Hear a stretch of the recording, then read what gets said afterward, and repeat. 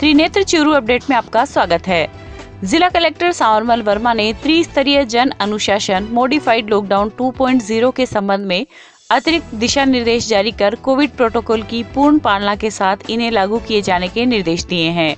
आदेश के अनुसार जिले के ऐसे समस्त सरकारी एवं निजी कार्यालय जहां कार्मिकों की संख्या 10 से कम है वहां 100% कार्मिक एवं जिन कार्यालयों में कार्मिकों की संख्या 10 या 10 से अधिक है उनमें 50% कार्मिक अनुमत होंगे। सभी कार्मिकों द्वारा कोरोना प्रोटोकॉल की पालना सुनिश्चित करना अनिवार्य होगा। किसी भी प्रकार की खेल कूद संबंधी गतिविधियों का आयोजन संबंधित परिसर या स्टेडियम में कोच के निर्देशन में कोविड प्रोटोकॉल की पालना सुनिश्चित करते हुए सोमवार से शनिवार प्रातः 6 बजे से शाम 4 बजे तक किया जा सकेगा। पूर्णतः वाताकुलित शॉपिंग कॉम्प्लेक्स मॉल सोमवार से शनिवार प्रातः 6 बजे से शाम 4 बजे तक खोलने की अनुमति होगी। उनमें स्थित दुकानें अथवा व्यावसायिक प्रतिष्ठान भवन की मंजिलों के अनुसार खुलेंगे, जैसे प्रथम दिन बेसमेंट एवं प्रथम फ्लोर की दुकानें तथा अगले दिन ग्राउंड फ्लोर एवं द्वितीय फ्लोर पर स्थित दुकानें एक छोड़कर एक खोली जा सकेगी। जन अनुशासन कमेटी द्वारा इसकी मॉनिटरिंग की जाएगी। आदेश में कहा गया है कि रेस्टोरेंट संचालकों द्वारा बैठाकर खिलाने की सुविधा सोमवार से शनिवार प्रातः 9 बजे से शाम 4 बजे तक बैठक क्षमता के 50% के साथ एक छोड़कर एक रूप में अनुमत होगी। रेस्टोरेंट संचालकों द्वारा वायु का उपचार कोविड प्रोटोकॉल की सख्ती से पालना सुनिश्चित करना अनिवार्य होगा। उल्लंघन करने पर समस्त इंसिडेंट कमांडर व पुलिस अधिकारी गण अपने अपने क्षेत्र में संबंधित रेस्टोरेंट के विरुद्ध सीलिंग की कार्रवाई करेंगे। रेस्टोरेंट द्वारा होम डिलीवरी की सुविधा रात्रि 10 बजे तक अनुमत होगी। इसके अलावा होटल संचालकों द्वारा अपने इन हाउस गेस्ट को सर्विस देना अनुमत होगा। जिले में संचालित सिटी मिनी बसों का संचालन प्रातः 5 बजे से शाम 5 बजे तक अनुमत होगा। किसी भी यात्री को खड़े होकर यात्रा करने की अनुमति नहीं होगी। सिनेमा हॉल्स, थिएटर, मल्टीप्लेक्स को खोलने की अनुमति नहीं होगी।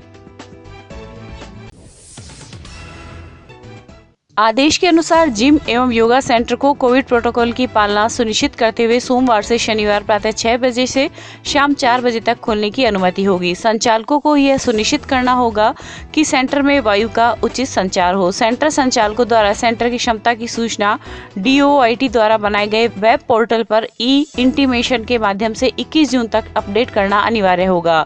जिले के समस्त पर्यटन स्थल, कला एवं संस्कृति से जुड़े स्मारकों को खोले जाने की अनुमति होगी। पूर्व में खोले जाने हेतु अनुमत समस्त बाजार, व्यावसायिक प्रतिष्ठान जो कि सोमवार से शुक्रवार तक अनुमत थे, उन बाजारों, व्यावसायिक प्रतिष्ठानों को सोमवार से शनिवार तक खोले जाने की अनुमति होगी। सरदारशहर क्षेत्र में ठगी का एक अनोखा मामला सामने आया, जिसमें जालसाजों ने गांव के एक व्यक्ति को अपने जाल में फंसाकर उसके नाम से एक फर्जी फर्म बनाकर करोड़ों रुपए का कारोबार कर डाला और 5 करोड़ से ज्यादा रुपयों का टैक्स भी चोरी कर लिया। उक्त मामला तब उजागर हुआ जब 8वीं क्लास तक पढ़े मुरारी लाल के घर सोमवार शाम को वाणिज्य कर विभाग की टीम पहुंची।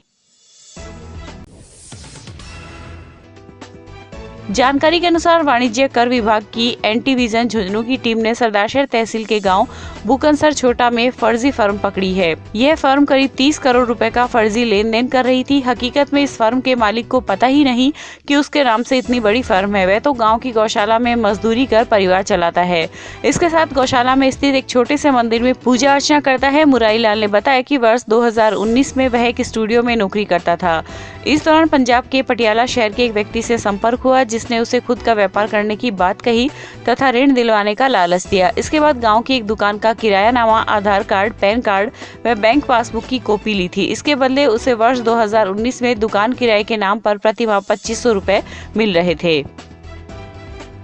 वाणिज्य कर विभाग के मुख्य आयुक्त श्री रवि जैन साहब के निर्देशन में GST पोर्टल पर उपलब्ध डाटा और ई-वे बिल पर उपलब्ध डाटा का एनालिसिस करने के बाद में हमें यह जानकारी में आया कि चूरू जिले की सरदारशहर तहसील के भूकनसर गांव में करोड़ों रुपए का एक व्यापार एक फर्म करना बता रही है। डाटा एनालिसिस में ये भी सामने आया कि जो व्यक्ति वहां व्यापार करना दस्तावेजों में बता रहे हैं वो वहां उपलब्ध नहीं है।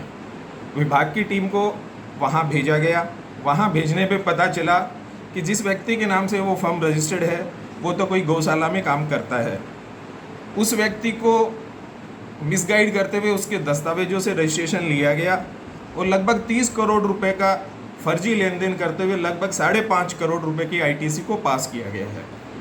यह आईटीसी पंजाब के विभिन्न व्यापारियों को की गई है और विभाग अब इस पे ना पूरी कार्रवाई करेगा।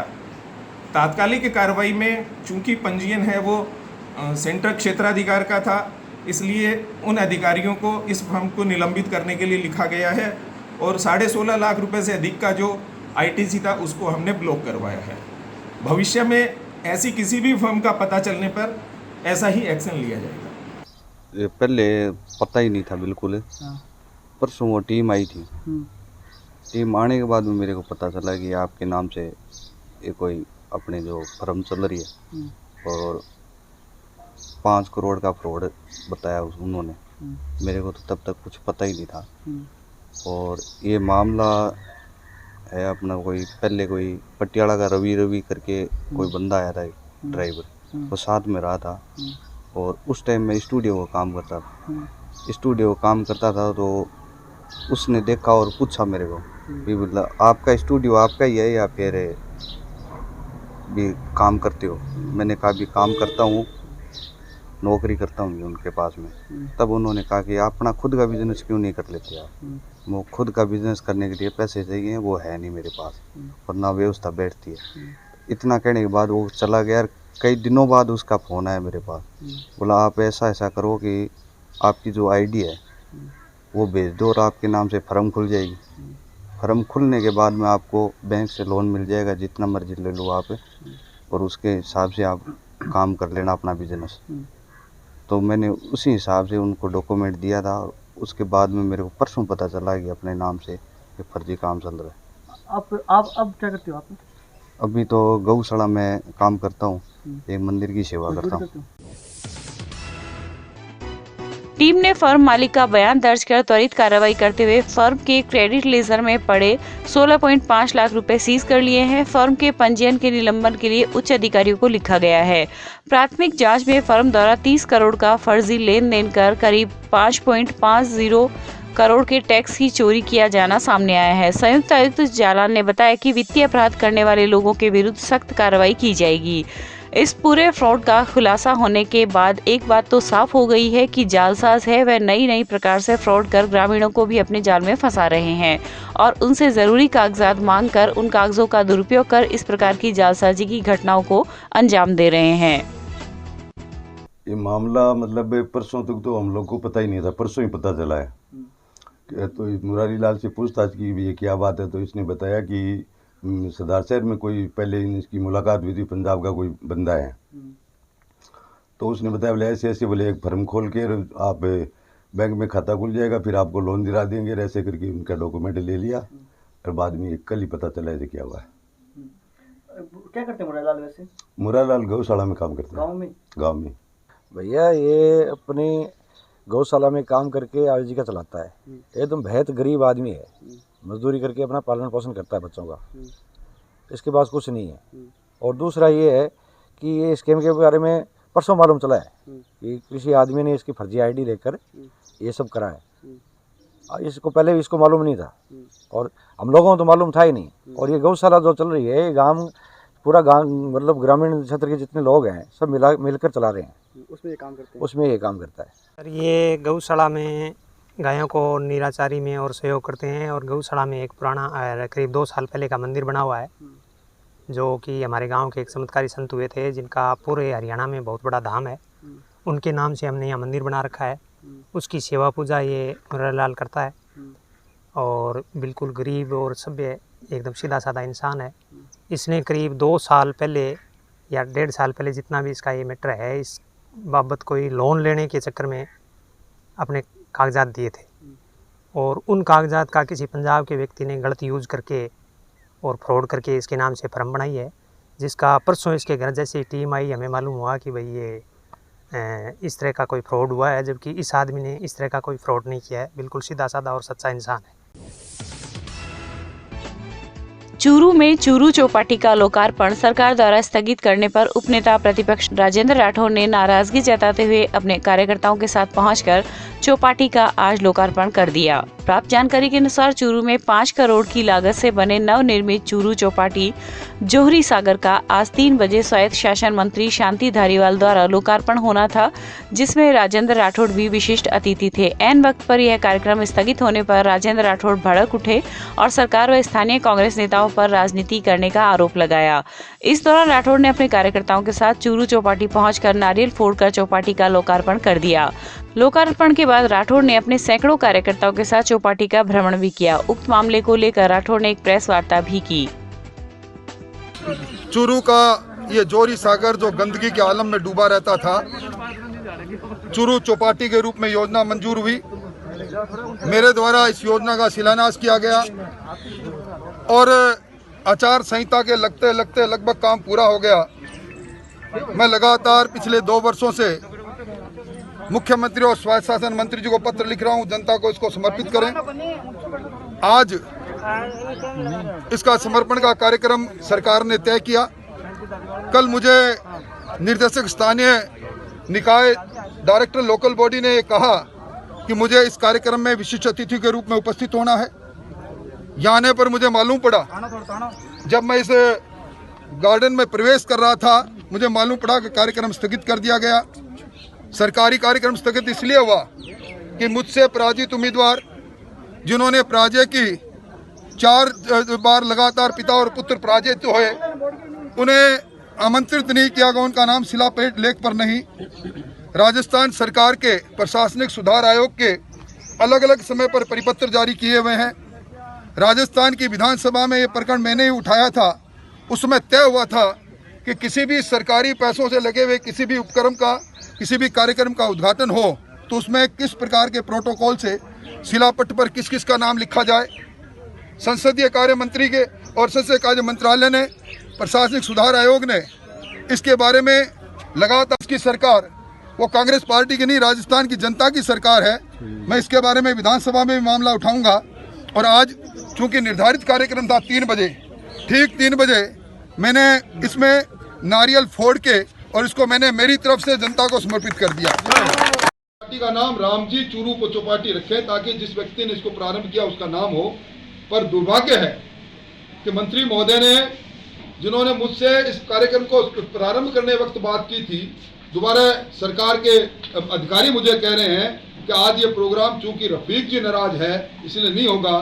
और मैं समझता हूँ एक व्यक्ति और एक परिवार जिसको 4 बार जनता ने पीट दिया, जनता की अदालत ने, वो इतना हावी है कि वो चूंकि उनका नाम शिलालेख पर नहीं है। और मैं इस पूरे मामले को अभी मानसून सत्र में विधानसभा आएगी तब उठाऊंगा और ये कहूंगा कि आपने परिपत्र जारी किया, आपने प्रशासनिक सुधार आयोग से लिखवाया, उसके बाद किस हैसियत से आपने एक अदने से नेता के कहने पर यह कार्यक्रम निरस्त किया। इसके बाद जनता के साथ जाकर हमने उस पूरे पार्क का एक तरह से जब वहाँ फोटो लगी हुई थी, हमने अपना नारियल फोड़ के और उसमें प्रवेश करके जनता को समर्पित कर दिया। अब ये बात सरकार पर है कि वो जनता को समर्पित इस पार्क को रखना चाहती है या इस पार्क को बंद करना चाहती है। हमें कोई एतराज़ नहीं, क्योंकि इस विकास विरोधी नगर परिषद का असली चेहरा सामने आ जाएगा। ये पूरी कुल मिला के मोटी मुझे ये निवेदन करने हैं।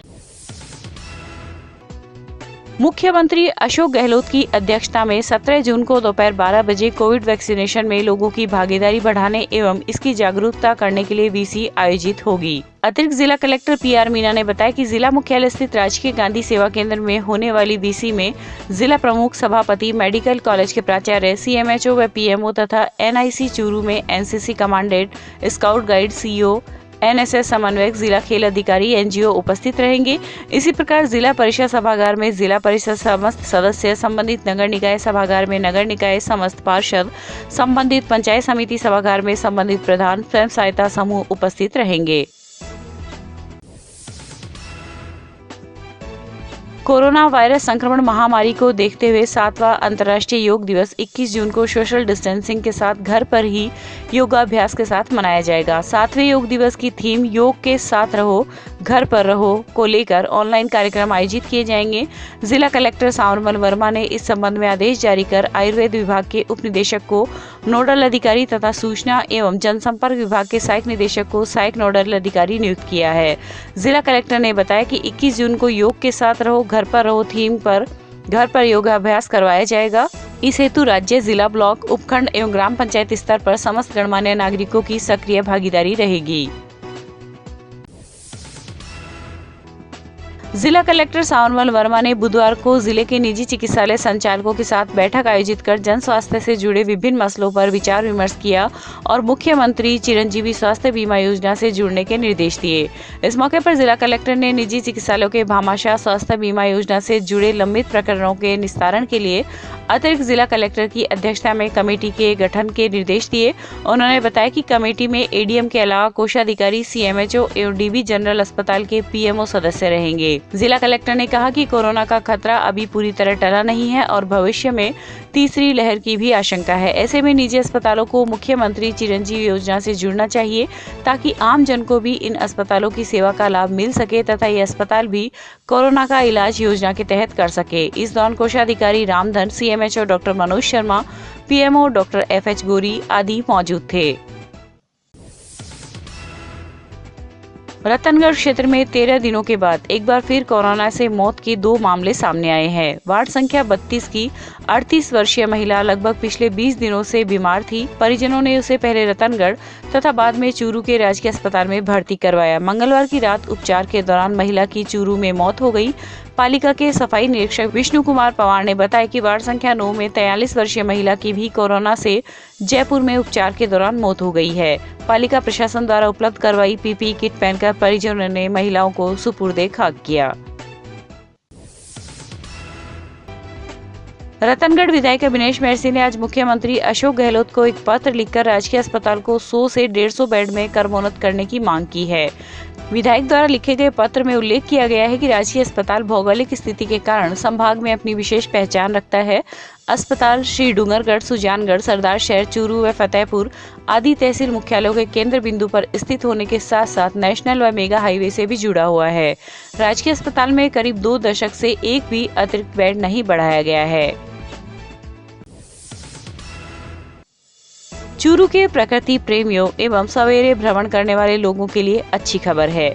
कोविड लॉकडाउन के दौरान बंद किया गया नेचर पार्क सवेरे 5 बजे से 9 बजे तक आम जन के भ्रमण के लिए खोल दिया गया है।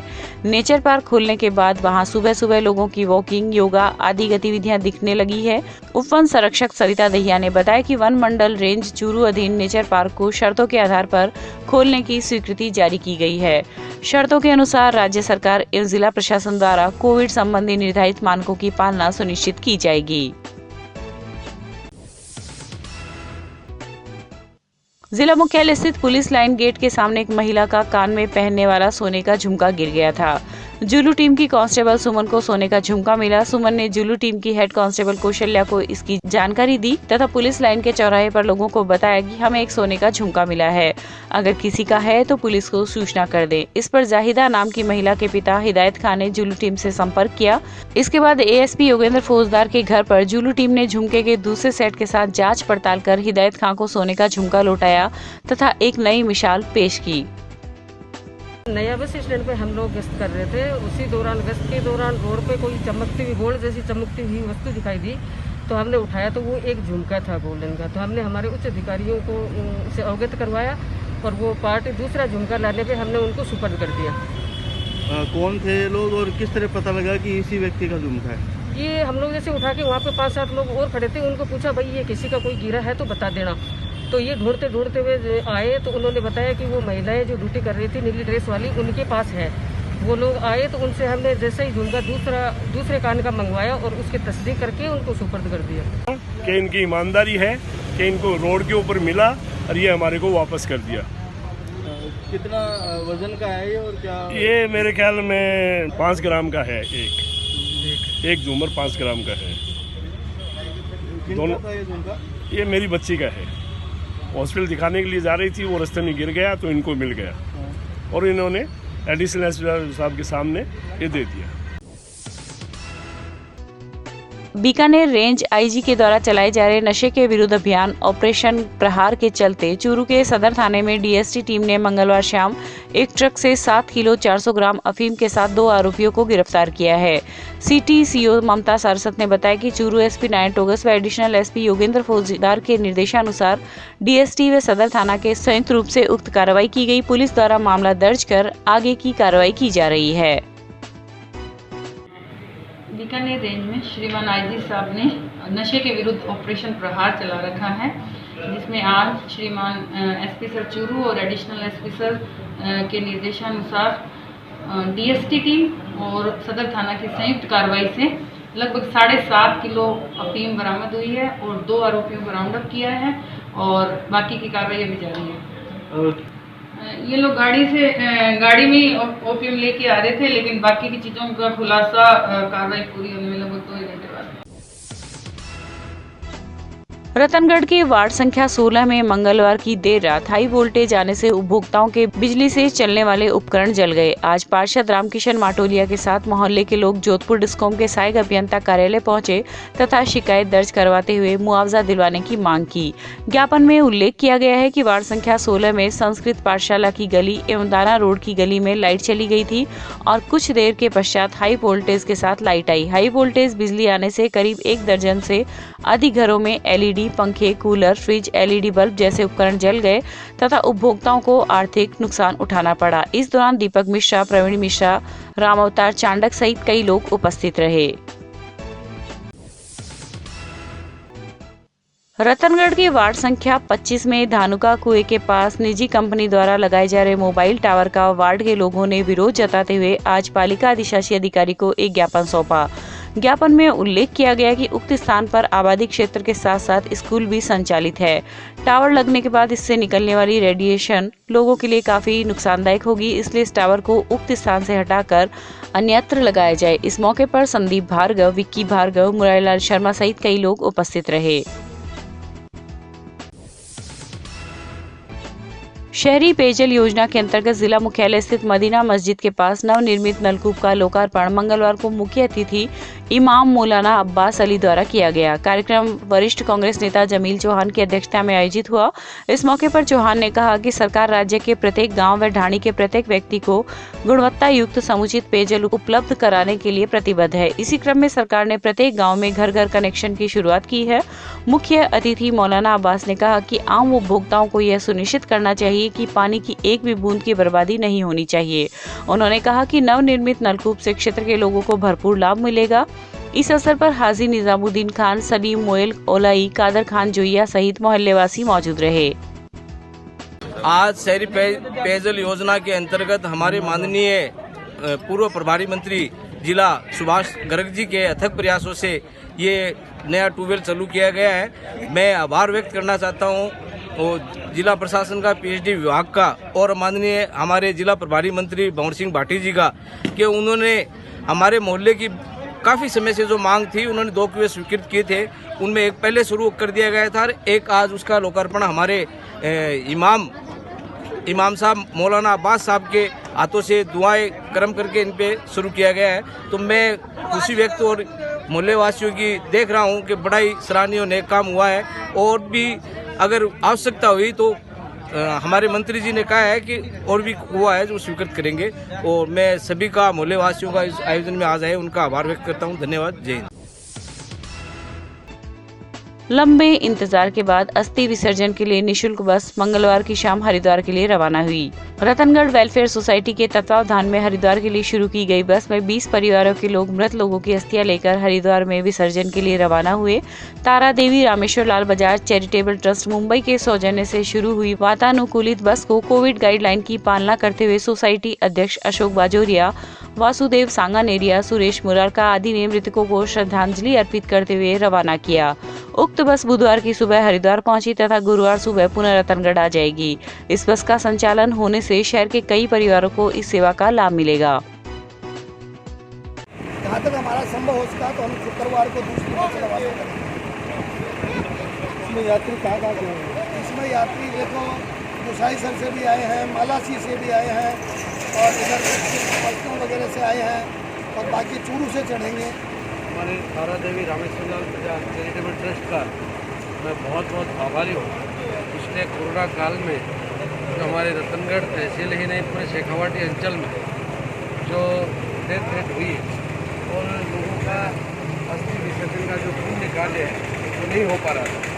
सज्जन जी बजाज से हमने जो निवेदन किया और उन्होंने एकदम में हमने स्वीकार किया। सबसे पहले मैं सज्जन जी बजाज का और ट्रस्ट का हृदय से आभार व्यक्त करता हूँ कि उन्होंने हमारा निवेदन स्वीकार किया और रतनगढ़ ही नहीं पूरे शेखावाटी अंचल के लोगों को एक राहत दी कि वो अपने पूर्वजों का अपने परिवार में मृत आत्माओं को शांति प्रदान करने के लिए यहाँ से हरिद्वार तक के लिए जा सके, ये सुविधा वो हमें बस के द्वारा दी है। और मैं यही कहना चाहूँगा कि दिवंगत आत्माओं को शांति मिले और इस ट्रस्ट का सदैव रतनगढ़ ही नहीं पूरे शेखावाटी अंचल के लोगों के लिए उपलब्ध। महाराणा जयंती के अवसर पर आयोजित हुई प्रश्नोत्तरी प्रतियोगिता एवं निबंध प्रतियोगिता का परिणाम आज घोषित कर दिया गया है। प्रोफेसर डॉक्टर भवानी शंकर शर्मा, शिक्षाविद ओम प्रकाश तंवर, व्याख्याता गजेंद्र महर्षि और प्रधानाचार्य त्रिविक्रम ने परिणाम तैयार कर घोषणा की। इसमें विजेता को 2100 रुपए, द्वितीय स्थान को 1100 रुपए तथा तृतीय स्थान प्राप्त करने वाले को 500 रुपए दिए जाएंगे। शंकर शर्मा, अध्यक्ष संस्कृत विभाग, राजकीय लोहिया महाविद्यालय चूरू के सौजन्य से अपनी माताजी स्वर्गीय श्रीमती भवानी देवी और स्वर्गीय पिताजी श्री मोहनलाल जी की पुण्य स्मृति में जिला स्तरीय निबंध प्रतियोगिता का आयोजन किया गया। निबंध प्रतियोगिता का विषय था हल्दी घाटी। इस प्रतियोगिता में चूरू जिले के 391 विद्यार्थियों ने भाग लिया। प्रतियोगिता का परिणाम मैं आज घोषित कर रहा हूँ। इस प्रतियोगिता में प्रथम स्थान पर जगन्नाथ कंदोई बालिका आदर्श विद्या मंदिर तारानगर की छात्रा ऋतु स्वामी सुपुत्री श्री अंजनी कुमार प्रथम स्थान पर रही। द्वितीय स्थान पर उच्च प्राथमिक आदर्श विद्या मंदिर चूरू का छात्र हिमांशु भाटी सुपुत्र श्री बालकिशन रहा। तृतीय स्थान पर राम गोपाल गाड़ोदिया आदर्श विद्या मंदिर सुजानगढ़ का छात्र मोहित रांगावत सुपुत्र श्री राजेश कुमार रहा। इन तीनों विद्यार्थियों को क्रमशः 2100 रुपये, 1100 रुपये और 500 रुपये का नकद पुरस्कार प्रदान किया जाएगा। रतनगढ़ शहर की राजकीय जालान पीजी कॉलेज एवं Lohia girls PG college in दोनों विद्यार्थियों के आवागमन के चलते आबाद है। दोनों ही कॉलेजों में पीजी कक्षाओं के लिए होने वाली परीक्षा के लिए फार्म भरे जा रहे हैं, जिसमें आवेदन जमा करवाने के लिए स्वयं पाठी व नियमित विद्यार्थी कॉलेज में पहुंच रहे हैं। जालान कॉलेज के प्राचार्य कल्याण सिंह चारण ने बताया कि मंगलवार से शुरू हुआ उपकार्य 20 जून तक चलेगा, जिसके चलते आज सैकड़ों विद्यार्थियों ने कॉलेज में अपने फार्म जमा करवाए हैं। चारण ने बताया कि परीक्षार्थी 20 जून तक ई-मित्र के माध्यम से फार्म भर सकेंगे तथा 23 जून तक कॉलेज में जमा करवा सकेंगे। उसके बाद अतिरिक्त शुल्क के साथ फार्म लिए जाएंगे।